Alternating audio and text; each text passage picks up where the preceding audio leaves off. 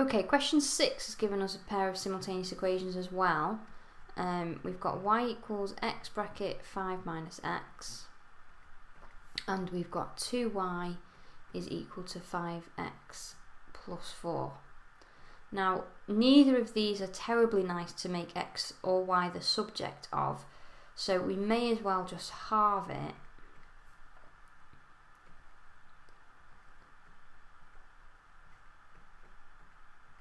And try and get rid of this fraction as soon as we can when we substitute it in.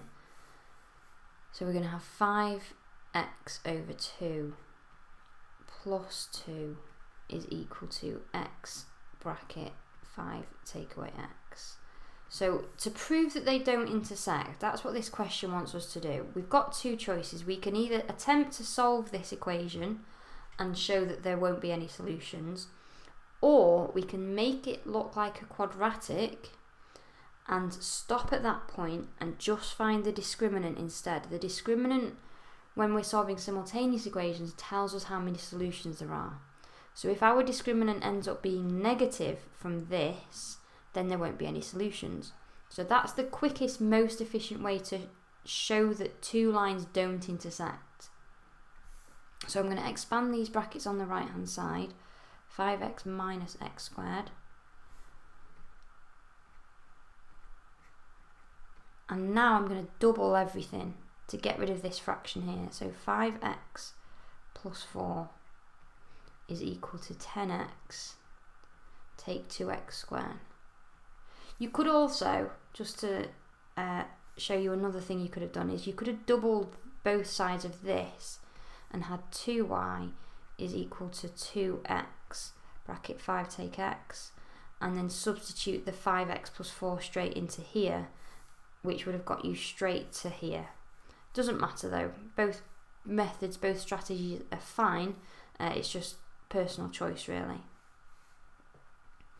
So anyway, now we need to solve this equation. So I'm going to, because the x squared term here is negative, I'm going to move everything over to the left hand side to make my x squared positive. So that's going to give me 2x squared plus this 5x, but then take this 10x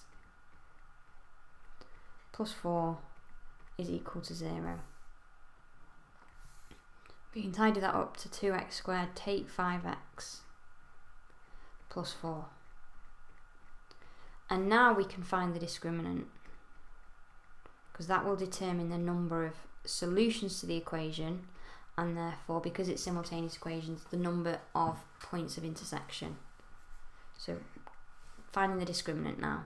So b squared minus 5 squared minus 4 times 2 times 4 is going to give me 25 minus 16 times 2, so 32. So that's giving me negative 7. And then that's not quite enough. You need to then draw a conclusion from this. So we can say, since discriminant